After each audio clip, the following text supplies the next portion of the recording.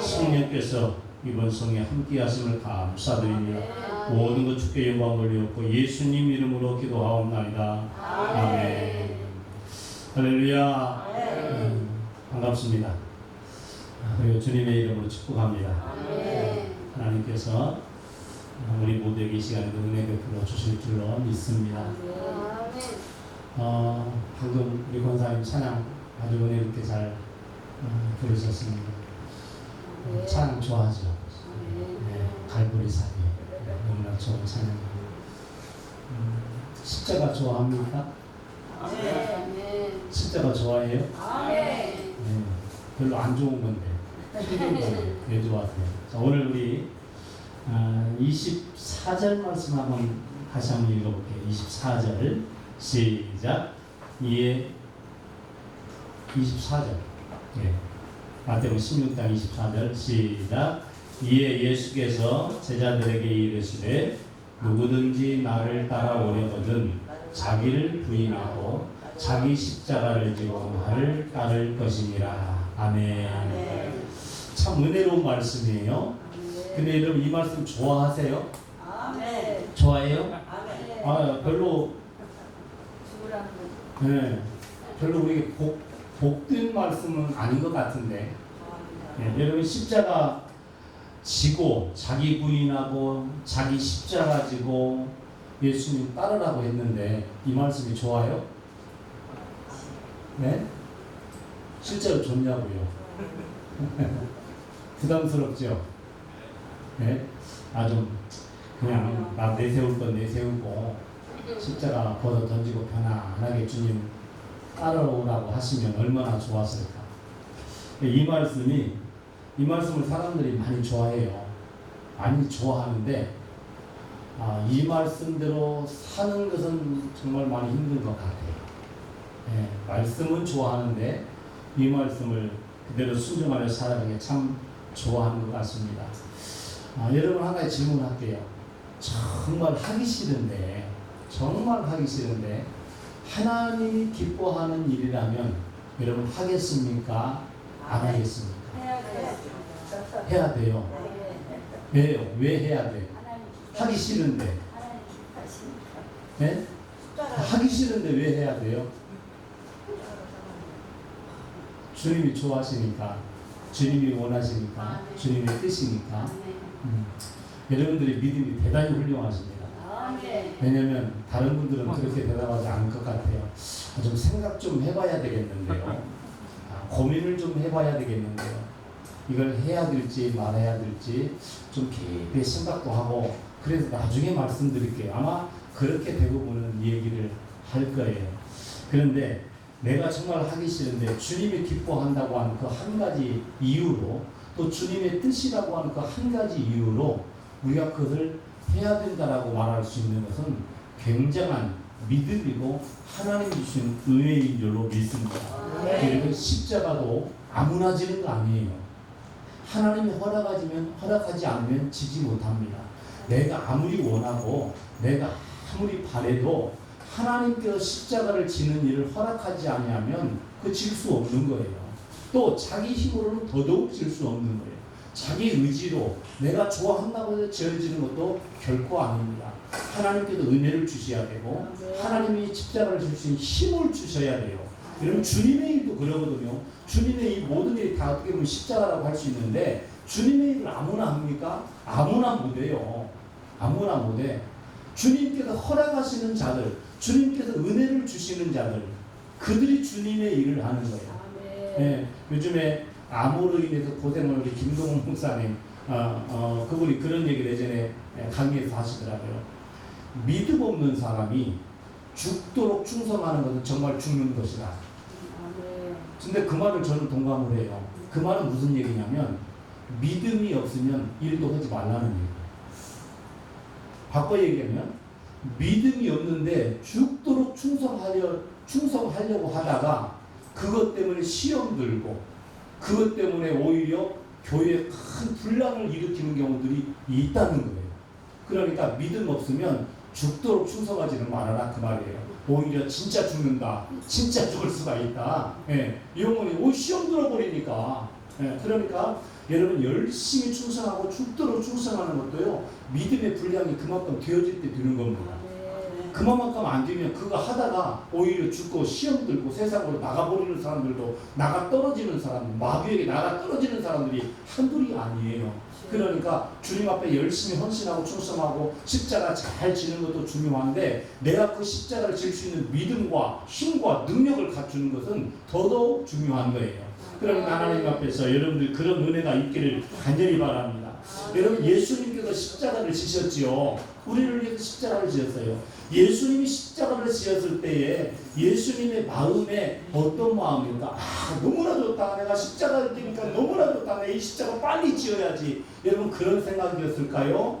아니면 참 힘들고 어려운 생각이었을까요? 예수님 십자가 질 때 어떤 마음이었을 것 같아요? 네? 예수님 마음을 한번 생각해봐요. 어떤 마음이었을 것 같아요? 여러분 예수님 어떤 분들은 그런 얘기를 해요. 예수님은 하나님이신데 뭐 십자가를 지는들 무슨 아픔이 있겠어? 무슨 괴로움이 있겠어? 뭐가 힘들겠어? 예수님은 하나님이신데. 여러분 진짜 그럴까요? 아니죠. 예수님은 하나님이시지만 육신을 입으신 사람으로 땅에 오셨습니다. 그러니까 십자가를 지셔도 우리 인간들이 당하는 그 고통을 예수님도 그대로 느끼는 거예요. 인간이 못에 찔리면 아프듯이 예수님도 못에 찔리면 그대로 아픈 거예요. 가시에 찔려도 그대로 아픈 거예요. 하나님이시기 때문에 안 아프다. 그건 예수님을 정말 모르는 사람이에요. 예수님 똑같은 고통을 느끼십니다. 그러니까 예수님께서 겟세마네 동산에서 기도하실 때 이렇게 기도하잖아요. 주님 아버지 할 수만 있으면 이 잔을 그냥 좀 지나가게 좀 해주세요. 왜 그런 고통의 기도를 드렸을까요? 십자가가 아픈 것을 아시니까, 십자가가 고통스러운 것을 아시니까 예수님께도 그런 기도를 드리신 거예요. 그러나 그것은 내 생각이고 아버지 하나님의 뜻은 십자가를 지고 인류를 구원하는 것이 십자가 그 예수님의 어떤 예수님을 향한 아버지의 뜻이었고 예수님 아들을 이 땅에 보내신 아버지의 뜻이었기 때문에 예수님 그것을 알고 뭐라고 기도합니까? 그러나 내 뜻대로 하지 마옵시고 아버지 뜻대로 하옵소서. 그리고 십자가를 피하지 않고 지지 않습니까? 그러니까 예수님도 십자가의 고통을 알고 있었고 너무나 아픈 것이었기 때문에 인간적인 생각으로는 한편으로는 좀 피하고 싶었던 마음도 솔직히 있었던 거예요. 그러나 아버지의 뜻이고 아버지께서 기뻐하시는 일이기 때문에 지었던 것입니다. 사도행전 20장에 보게 되어지면 사도 바울이 전도 여행을 다 마치고 이제 오순절을 예루살렘에서 지키기 위해서 부지런히 갑니다. 가는 가운데 에베소 교회 성도들이 마음에 걸리고 에베소 교회 성도들이 보고 싶은 거예요. 그런데 그 교회 한번 들려보고 싶은데 갈 수가 없어요. 시간이 없으니까. 그래서 밀레도에서 사도 바울이 에베소 교회 장로들을 부릅니다. 내가 거기까지 갈 시간은 안 되고 당신들이 좀 여기까지 와 하고 밀레도에서 불러요. 그리고 그 장로님들을 밀레도에서 만나요. 그리고 그들에게 몇 가지 당부의 말씀, 부탁의 말씀을 전합니다. 그때 사도 바울이 이런 얘기를 해요. 나는 성령에 매여서 예루살렘으로 가는데 거기에서 무슨 일을 당하려는지 나는 알 수 없다. 알 수 없다. 다만 오직 성령이 내게 대해서 말씀하는데 나는 나에게 결박과 환난을 기다리고 있다고 성령께서 내게 가르쳐 주셨다. 하지만 나는 이 복음을 증거하기 위해서 내 생명도 조금도 아끼지 아니하고 이 복음을 전하게 나는 가겠다라고 얘기를 해요. 사도 바울도 에베소에 예루살렘에 올라가면 결박과 환난이 기다리는 것을 알고 있었어요. 그러면 보통 사람 같으면 가야 됩니까? 아니면 가지 말아야 됩니까? 예? 가야 돼. 왜 가야 돼? 가면 죽는데, 가면 잡혀가는데, 뻔히 아는데, 모르면 갈 수 있어도 뻔히 아는데, 성령께서 알려주셔서 뻔히 아는데 왜 가야 돼요? 가면 죽는데? 그래도 사도 바울에게 있어서 복음을 증거하고자 하는 뜨거운 마음. 그래서 내가 잡혀가도 하나님의 뜻이고 잡혀가서 이제 황제에게 말씀을 전하면 더 좋지 않겠느냐 그런 마음을 가지고 그냥 갔던 거예요. 그리고 결국은 잡혀가지요. 그리고 나중에는 이제 순교하지 않습니까? 하나님 내 육신의 생각에는 정말 힘들고 가지 말아야 될 그 길이지만 하나님의 뜻이고 하나님이 원하니까 그 길도 그냥 주저하지 않고 갔던 사람이 바로 오래전 얘기에 1949년도 8월 15일 저녁 12시에 저기 평국에 있는 선천의 가물람교회라고 하는 어느 글에 보니까 그런 얘기가 있더라. 가물람교회라고 이성주 목사님이 계셨는데 그 이성주 목사님과 이 성도들이 밤에 공산당들에게 잡혀갑니다. 예배를 드리고 하나님을 섬긴다는 그 이유로 잡혀가요. 그리고 많은 고문을 당합니다. 막 물로 코에다가 꼬불로 사람을 물구나무 세우고 코에다가 집어넣기도 하고 막 잠을 며칠씩 잠을 안 지우기도 하고 심지어는 잠못을 합판 위로 주기철 목사님이 모디를 걸어가셨잖아요. 잠못을 합판 위에 박아놓고 거기서 떼굴떼굴 굴르게 해요. 그러니까 그 모디에서 사람이 굴르면 어떻게 되겠어요? 몸이 벌집이 되는 거예요. 벌집이 되고 막 여기저기서 막 피투성이가 되는 거죠. 그러다가 성도들이 너무나 힘드니까 막 기절해요. 기절하고 또 깨어고 일어나요. 그때 목사님께서 이성주 목사님께서 성도들에게 그렇게 이 얘기를 합니다. 성도님 얼마나 힘드십니까? 위로해 주는 거죠. 담임 목사로서 성도들과 지금 함께 이 고통을 누리고 있는데 그나마도 목사님이시니까 위로를 해줘야 될 거 아니에요. 힘을 줘야 될 거 아니에요. 얼마나 힘드십니까? 우리 끝까지 이거 잘 참고 견딥시다. 그때 그 말을 듣고 성도들이 이렇게 얘기해요. 목사님, 예수님께서 지신 십자가에 비하면 이것은 아무것도 아니죠. 성도들이 그렇게 대답을 하는 거예요. 그 죽음의 상황 속에서 예수님이 지신 그 십자가의 고통에 비하면 우리가 당하는 이 고통은 아무것도 아닙니다. 네. 그러면서 결국 그들은 다 순교했다고 하는 우리 한국 교회사의 역사에 남아있는 실제 이 얘기입니다. 여러분 그렇습니다. 내가 신앙을 지키기 참 힘들죠. 요즘 세상에는 참 힘들어요. 여러 가지 많은 유혹들도 있고 그런 것들을 우리를 힘들게 해요. 그래서 신앙생활을 잘하고 믿음을 잘 지키는 것이 쉬운 것은 아니에요. 그러나 우리나라는 너무나도 사실은 편하고 좋아요. 핍박이 있습니까? 누가 예수 믿는다고 무슨 잡아가기를 합니까? 감기다 가족이라 합니까? 우리는 너무나 좋아. 그렇죠? 너무나 좋으니까 주님을 떠나는 것 같아요. 가끔 핍박도 필요한 것 같기도 해요. 사실. 네? 네? 네. 너무나 편하니까 먹고 살만 하니까. 여러분 우리 한국교회가 얼마나 짧은 시간 내로 성장을 했습니까? 그런데 한국교회가 지금 많이 힘들고 어렵잖아요. 교회들이 성도들이 떠나가고 특히 젊은이들이 없고 교회마다 이제 이게 많은 사람들이 이게 비잖아요. 자리를. 제가 전주에서 기도원 사역을 하는데 요즘에 기도 찾는 사람들이 많지 않잖아요. 기도하는 사람들이 없어요. 기도하는 사람. 네, 그나마 여기 지금 안양에 보니까 감일산 저도 몇 번 왔었는데 많이 모이더라고 여기는. 그래도 하여튼 옛날에 비하면 굉장히 적어졌다고 얘기를 해요. 그만큼 기도를 안 해요. 기도를 않는다는 것은 하나님을 의지하지 않는다는 거거든요. 인간적인 방법으로 해결하려고 하는 거거든요. 옛날이나 지금이나 문제는 똑같이 있는 거예요. 그렇죠? 똑같이 있는 거예요. 그런데 옛날에는 기도를 많이 했어. 지금 왜 기도를 안 해? 이제는 인간적인 생각과 방법, 물질 이런 것 가지고 다 해결하려고 해요. 예전에는 하나님 앞에 기도해서 해결받았어요. 그냥 문제 있으면 가서 기도원들이 가서 금식하고 문제 있으면 기도원가 작정 기도하고 그렇게도 다 해결받았는데 지금 금식 기도하고 작정 기도하는 사람 그 천연기념물이에요 요즘에는. 네? 금식구 찾아봐도 별로 없어요. 네. 지금 그래요. 네, 사랑을 자기 인간적인 생각을 가지고 많이 해결을 하려고 그렇게 하는 것입니다. 그러나 여러분 어떤 상황, 어떤 어려움이 있어도 주님께서 오늘 말씀하세요. 십자가를 지고 나를 따르라.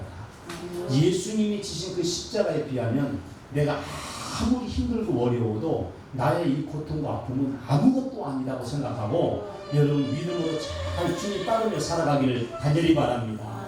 십자가를 지고 간 사람이 있습니다. 구레네 사람 시몬이라고 하는 사람이 예수님의 십자가를 지고 갔어요. 이 구레네 사람 시몬에 대한 얘기는 마태복음 27장에 기록되어 있고 또 마가복음 15장에도 있고 누가복음 23장에도 기록이 되어 있는데 여기에 딱 한 절씩만 기록이 되어 있어요. 마태복음 한 절도 마가복음에도 한 절로 누가복음에도 한 절로 그렇게 기록이 되어 있어요. 그러니까 이 시몬은 예수님의 십자가를 지고 가긴 했지만 한 절로 기록을 딱 해놓은 거 보니까 별 볼 일 없는 거예요, 사실은. 그렇죠? 인간적으로 보게 되면. 그래도 좀 한 5절이라도 10절이라도 영향력이 있으면 한 장씩 기록을 하잖아요. 근데 이 시몬은 딱 한 절로만 기록이 돼 있어요. 한 절로 전부 다. 그러니까 무명이네요. 별 볼 일, 인간적인 생각 말로 따져보면 별 볼 일 없는 사람이에요. 그러나 그는 결코 별 볼 일 없는 사람이 아닙니다. 왜냐하면 예수님의 십자가를 지고 갔던 사람이기 때문에 그래요. 시몬은 아프리카에서 온 사람입니다. 유월절을 지키기 위해서 예루살렘에 왔어요. 예루살렘에 왔는데 어떤 사형수가 죽음을 당하기 십자가를 지기 위해서 자기 십자가를 지고 골고다 언덕을 오르고 있는 거예요. 그분이 바로 예수님이에요. 그것을 구경 나온 거예요. 누가 죄를 지어가지고 저렇게 중죄를 지어가지고 십자가를 지고 이 사형 장소로 가고 있는가 누군가 하고 보기 위해서 구경하기 위해서 나온 사람이 바로 이 시몬입니다. 그런데 하필 시몬이 예수님의 십자가를 지고 가는 그 일의 선택을 받게 됩니다. 무슨 얘기냐면 사형수가 당시에는 자기가 짊어져야 될 자기가 달릴 그 십자가를 지고 사형 장소까지 갔어요. 그런데 너무나 가다가 힘들고 어려우니까 자기 십자가를 못 지고 가는 거예요. 못 지고 가. 그래서 구경 나온 사람들을 아무나 불러가지고 야, 너 저 십자가 같이 지고 가. 그렇게 했었어요. 그때는. 그런데 이 시몬이라고 하는 사람 앞에서 예수님이 쓰러진 겁니다. 쓰러져. 예수님은요 14번 쓰러지셨어요. 19가 전승에 의하면 14번을 쓰러지셨어요. 그런데 시몬 앞에서 예수님이 가다가 쓰러지신 거예요. 그때가 몇 번째냐면 5번째. 예수님께서 5번째로 시몬 앞에서 쓰러진 거예요. 그래서 군인이 더 이상 예수님 혼자서 십자가를 지고 갈 힘이 없겠다 싶어서 그 앞에 있는 이 시몬을 불러낸 거죠. 너 나와, 너 나와. 이 십자가 너도 함께 지고 가. 그래서 속된 말로 재수없게 시몬이 걸렸어. 예수님 십자가를 지고 가는 일에 재수 없이 걸린 거예요. 근데 여러분 결국 그건 재수가 없는 일이 아닙니다. 하나님께서 하시는 일은 정말 누구도 예측할 수 없어요. 정말로 오묘합니다. 당시 예수님의 극한 고통의 그 상황을 직접 경험한 사람은 시몬 혼자밖에 없었다는 사실입니다. 대단한 것입니다. 아니 예수님의 제자들도 아니었어요. 예수님으로 병 고침 받은 사람들도 아니었어요. 예수님으로부터 많은 은혜를 입은 사람들도 아니었어요. 예수님이 또 사랑하는 그런 사람들도 아니었어요. 난생 처음 그 자리에서 십자가를 지고 가는 그 자리에서 예수님을 만난 시몬, 구경 나온 그 시몬을 하나님께서 선택하셔서 그에게 예수님의 십자가를 지워서 예수님과 함께 지고 가도록 하셨던 것이죠. 그러니까 시몬은 예수님의 정말 힘들고 가장 고통스럽고 가장 힘든 그 상황에 예수님과 함께 있고 예수님의 십자가를 함께 지고 갔던 그 사람이었던 것을 우리는 보게 됩니다. 예수님의 십자가의 고통을 가장 가까이서 가장 몸 깊이 뼈저리게 느낀 사람이 바로 시몬이라고 하는 사람이었어요. 아니 예수님의 제자들이라면 얼마나 좋았어요. 왜? 예수님의 제자들은 3년 동안 예수님을 따라다녔잖아요. 그리고 예수님의 말씀을 들었잖아요. 예수님의 능력을 엄청 경험했잖아요. 그런데 그들은 제쳐놓고 난생 처음 본 시몬을 하나님께서 택하셔서 예수님의 십자가를 지고 가도록 만들었어요. 예수님으로부터 은혜 받은 사람이 얼마나 많아요. 병 고침 받은 사람이 얼마나 많아요. 죽었다가 살아난 사람도 있잖아요. 오병이어의 기적의 그것을 맛보면서 얼마나 많은 사람들이 예수님 주는 양식을 먹고 배불렀습니까? 한마디로 예수님의 은혜를 입은 사람들은 널렸어. 그런데 그런 사람들이 선택된 게 아니고 난생 처음 예수님을 만난 예루살렘을 지키기 위해, 유월절을 지키기 위해 예루살렘에 올라온 그 아프리카 사람, 그 사람을 하나님께 택하셔서 이 사람에게 예수님의 십자가를 지고 가도록 했다는 것입니다. 자, 이 사람 몇 번째 쓰러지는 이날을 지었다고요? 5번째. 그러면 몇 번 예수님과 함께 쓰러졌을까요? 14번 쓰러졌으니까 9번이죠. 9번. 둘이 십자가를 얼마나 십자가가 무겁더니, 여러분 말이 그렇죠. 사실 예수님은요, 십자가를 지기 전부터요, 반쯤은 죽어요. 반쯤은 죽어 있는 거예요. 반쯤은. 왜? 밤에 그 목요일 저녁에 잡혀가셨잖아요. 한숨도 못 주무시고 밤에 여기저기 끌려다니시면서 신문 받으셨잖아요. 그리고 죽도록 맞았잖아요. 우리가 설교에서 많이 들었잖아요. 그 당시에 채찍이라고 하는 것은 그냥 팽이 칠 때 만든 이런 채찍이 아니에요.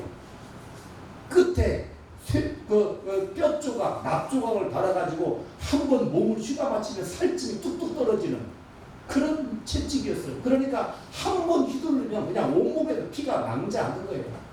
그런 채찍을 죽도록 맞았어요. 네? 죽도록 맞아. 그러니까 예수님은 이미 청년이지만 십자가를 지기 전부터 사실은 반쯤은 죽어 있는 거예요. 반쯤. 그러니 그 십자가를 어떻게 지고 가겠어요?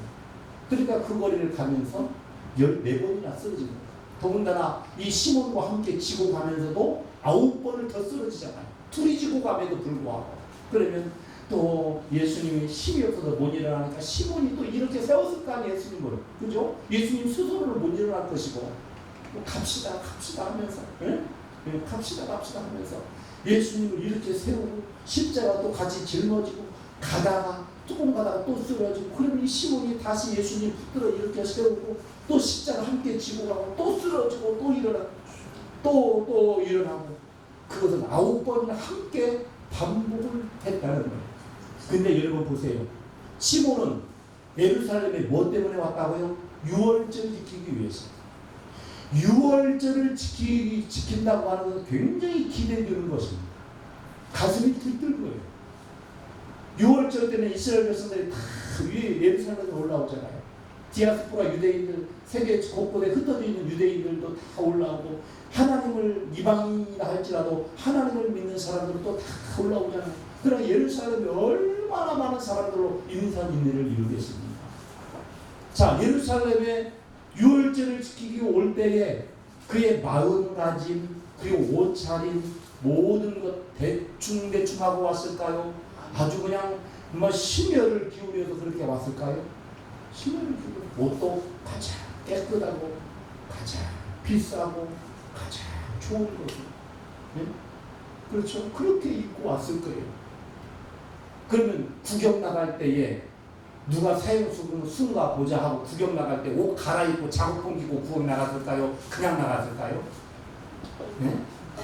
작업 벗기고 구경 옷 따로 가지고 나갔을까요? 아니, 그 당시에는 옷이 몇 벌씩 갖고 다니는 때도 아니었고, 네? 그냥 그 옷 가지고 그 옷 입고 나간 거죠. 그럼 여러분, 그 예수님의 십자가, 그리고 예수님의 몸에 묻은 그 피, 그 쓰러지면서 그 먼지, 흙, 그 땀, 여러분 냄새가 얼마나 역겨웠어요. 그렇죠? 예수님의 몸에서 나는 그 냄새들, 피 냄새, 땀 냄새, 흙, 그거 다 뒤범벅 뛰어서, 말도 필요 없을 거예요. 근데 그것을 예수님과 함께 부딪히면서 그 십자가를 지고 간 사람 바로 이 시몬이었다라고 하는 사실이죠. 사람들은 그랬을 겁니다. 저 사람 더럽게 재수없이 참 잘못 걸렸다.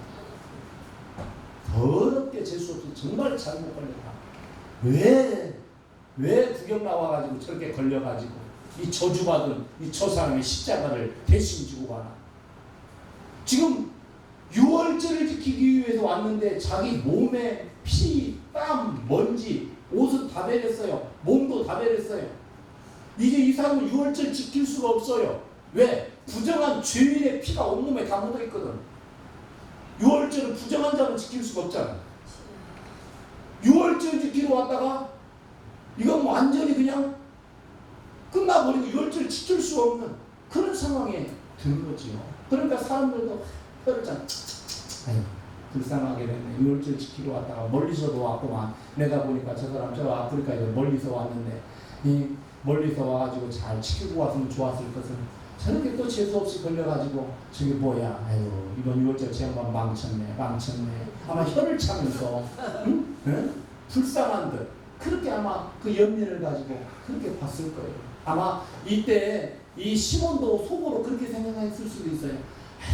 왜 하필 내가 왜 걸려가지고 이번 유월절 정말 망쳤구나. 아유, 잘못 걸렸네. 아마 본인도 순간적으로는 그렇게 생각했을 수도 있었을 것입니다. 그러나 여러분, 이 시몬이 정말 재수없고 정말 복이 없고 정말 망친 그런 유월절이 되었을까요? 결코 그렇지 않다는 것입니다. 자, 마가복음 15장 21절 이 말씀 우리 한번 찾아보겠습니다. 마가복음 15장 21절 한번 찾아보겠습니다. 아까 마태복음 27장 32절에도 나오고 누가복음 23장 26절에도 나오거든요. 또 마가복음 15장 21절 한 절씩 나오는데 마가복음에만 한번 찾아봅니다. 15장 21절. 자, 같이 읽어봅니다. 시작. 마침 알렉산더와 루포의 아버지인 구레네 사람 시몬이 시골로부터 와서 지나가는데 그들이 그를 억지로 같이 가게 하여 예수의 십자가를 지우고, 아멘. 딱 한 절로 기록이 되어 있죠. 여기도 예?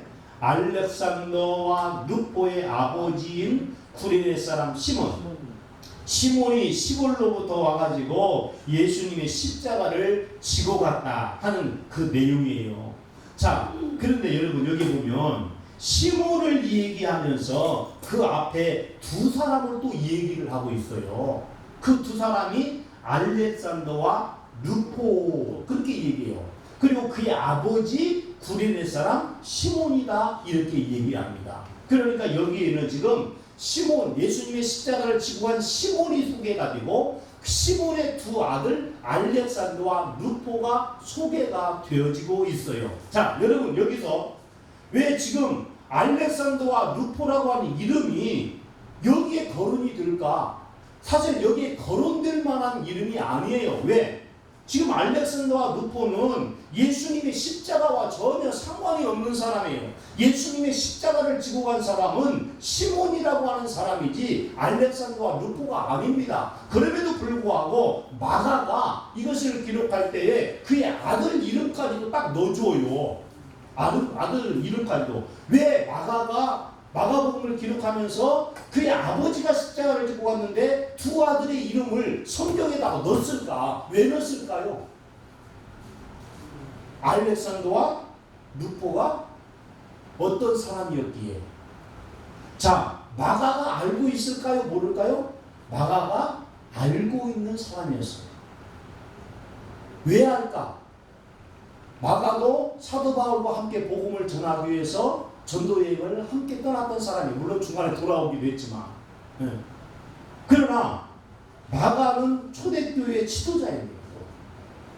그러면 이 마가가 알렉산더와 루포의 이름을 여기다가 거론한 것은 알렉산더와 루포가 초대교회에 있어서 중요한 일꾼이었다고 하는 사실을 보게 됩니다. 이게 학자들의 얘기입니다. 예수님의 십자가와 아무 상관이 없는 두 사람을 왜 여기도 넣어놨을까라고 할 때에 알렉산더와 루포도 초대교회에서 훌륭한 일꾼이었다.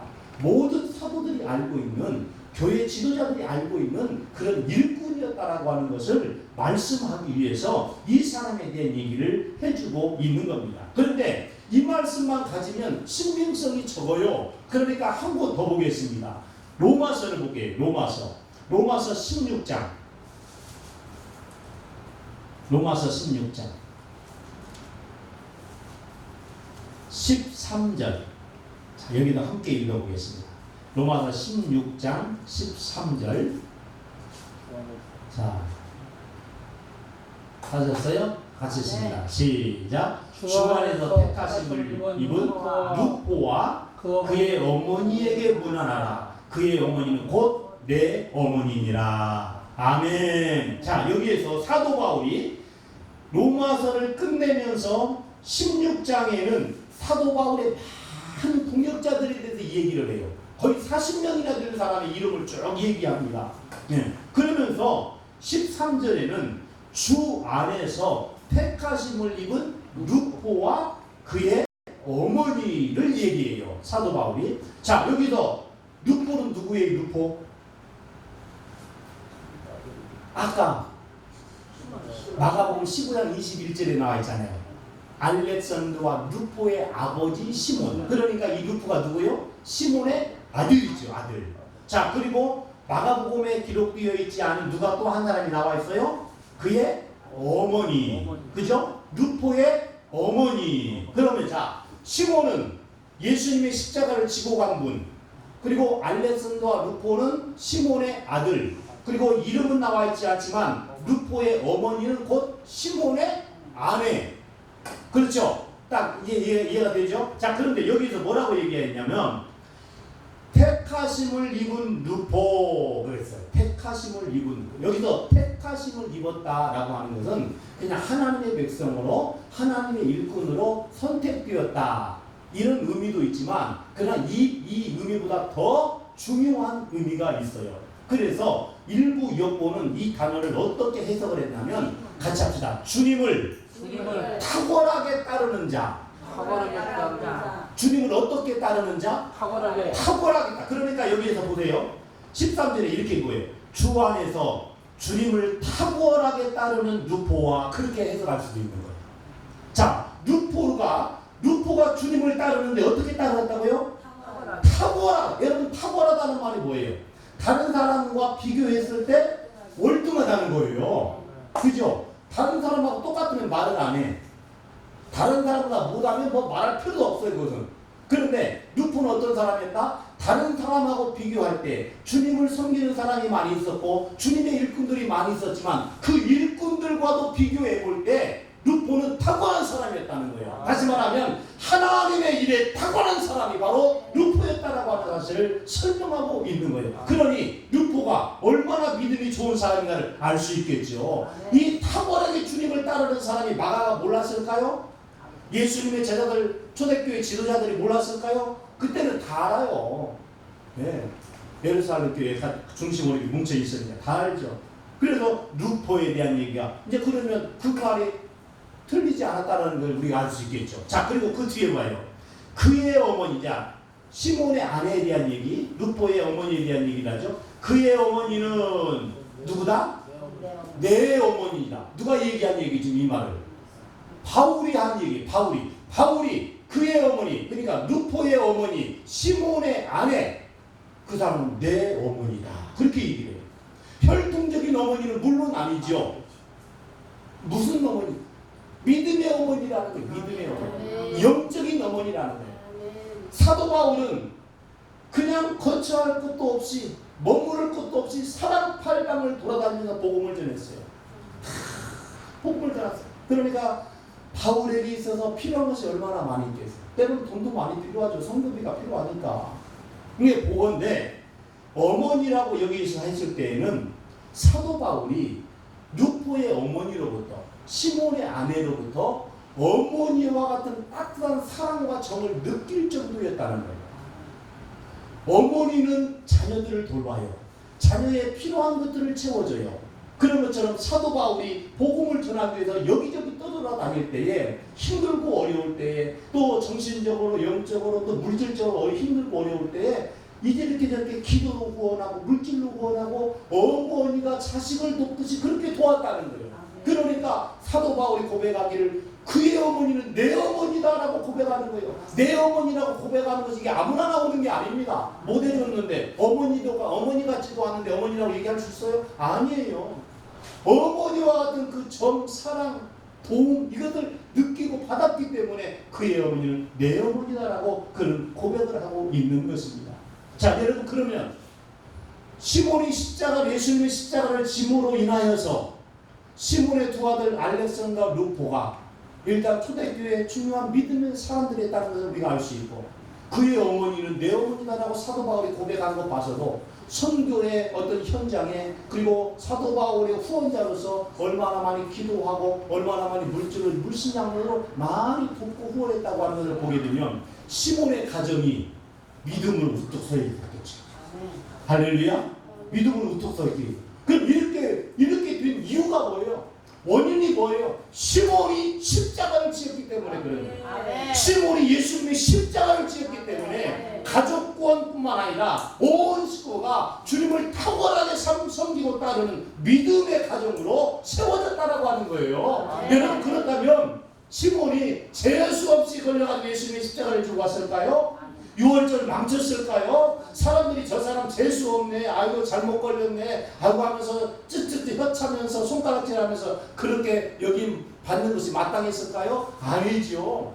정말 복받은 사람 중에 복받은 사람이 누구예요? 시몬이에요. 사실 예수님의 십자가를 함께 지고 간 그 자체가 사실은 큰 복받은 사람이에요. 왜냐하면 여러분 보세요.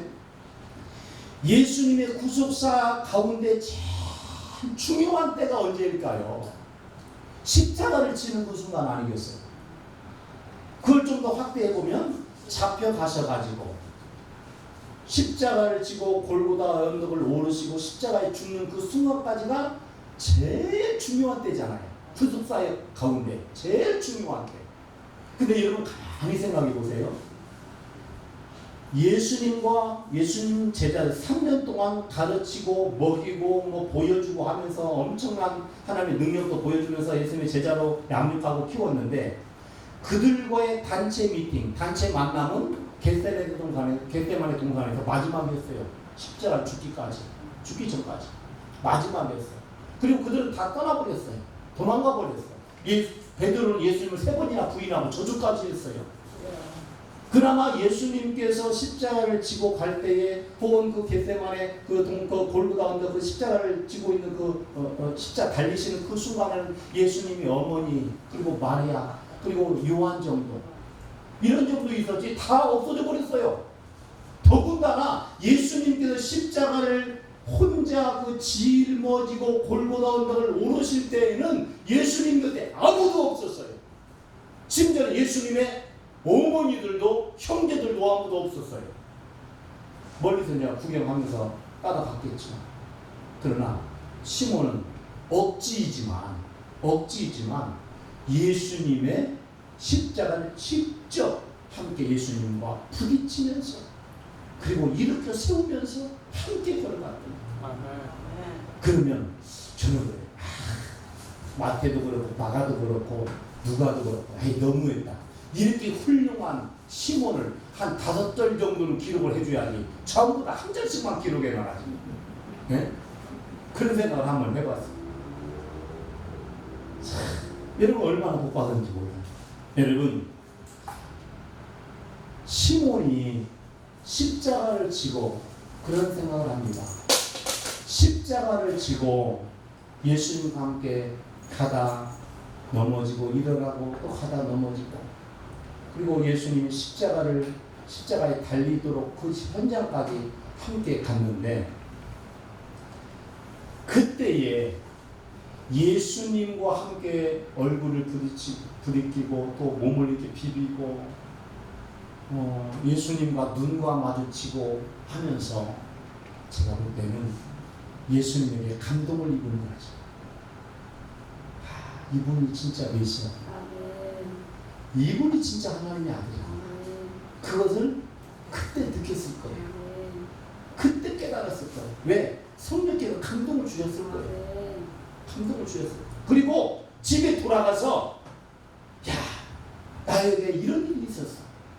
이번 예루살렘에 가가지고 오순절 유월절을 지키면서 이런 일이 있었어. 내가 메시아를 봤다.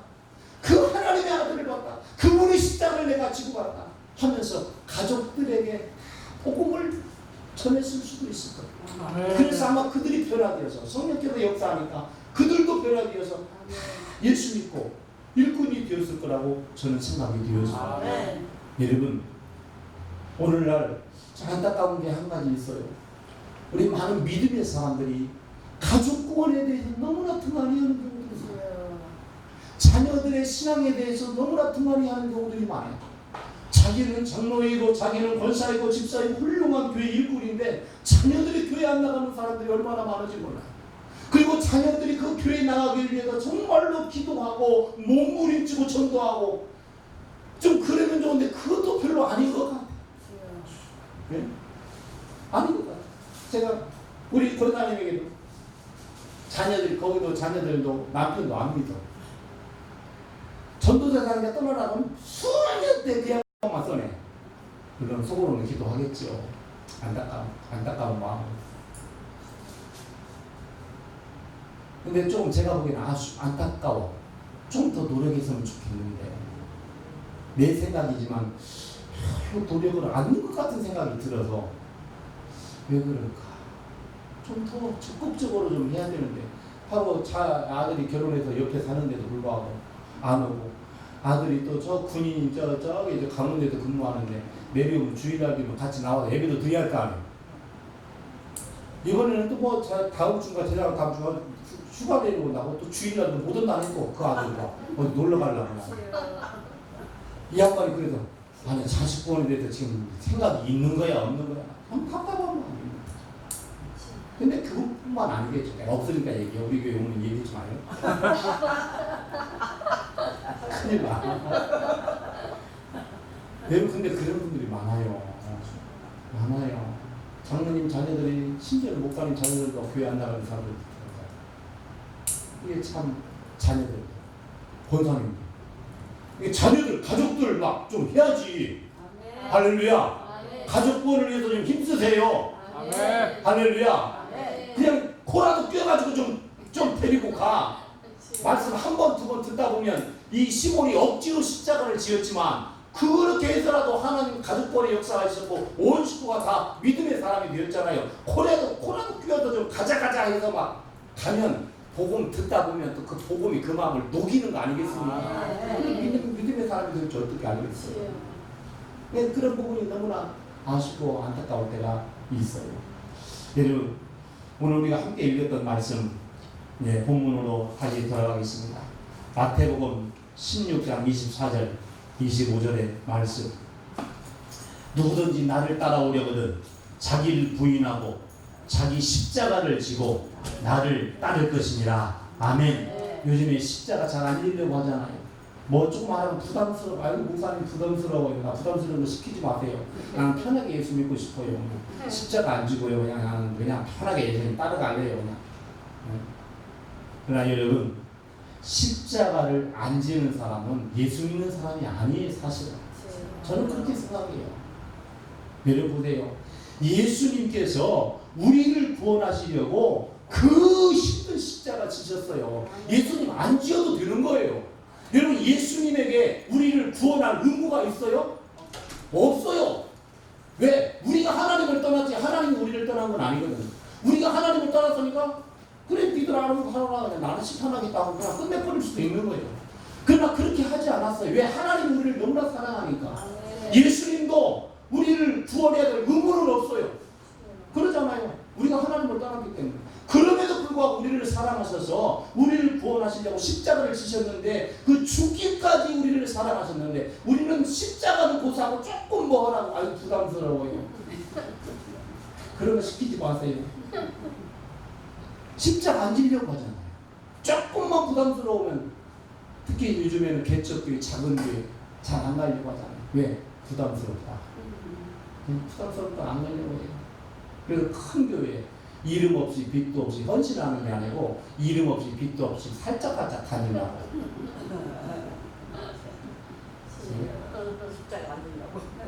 그죠? 등록도 하고 살짝 전주에만 해도 뭐 등록하고 다니는 사람이 수천 된다고 그러죠. 다 큰 교회가 아니에요. 다 큰 교회. 저는 몰라요. 큰 교회 목사님들은 저를 미워할 수도 있는데 한 200명, 300명 되면 다 흩어져야 된다고 생각해요. 자기 교인인지 이름도 몰라요. 잘. 그러니까. 이름을 알아야 자기 양은. 그럼 한 250, 300, 200, 300은 좋죠. 여러분, 만 명 모이는 성도들이 그 교회가 선교 많이 하겠어요? 300명 되는 그 성도들이 한 몇 개, 한 100개만 되면 성교를 어디가 더 많이 할까? 그렇죠. 더 많이. 그리고 성도들의 헌신도도 더 많아요. 여러분, 십자가를 지어야 됩니다. 천하게 예수 믿으려고 하지 마라. 우리 예수님도 나를 따르는 자기 십자가, 자기 부인하고 자기 십자가를 지라고 하셨고, 우리 신앙의 길이라는 건 좁은 길이에요. 가시밭길이에요. 편하게 믿는 게. 그러니까 편하게 예수 믿으려면 아예 떼쳐버려야 돼요. 네? 편하게 예수 믿는 길은 그 예수 믿는 길이 아니에요. 그냥 하나의 종교적인 생활이지. 종교적인 생활. 그래서 많은 사람들이 신앙생활이 아니라 종교생활을 해요. 종교생활. 여러분, 신앙생활하고 종교생활은 다릅니다. 종교생활은 그냥 교회 다니는 사람이에요. 그냥 와서 예배도 드리고 뭣도 하긴 해요. 마음속에 주님을 사랑하고 주님을 위해서 십자가를 즐겨하고는 마음은 없어요. 그건 신앙이 있어야만 되는 거예요.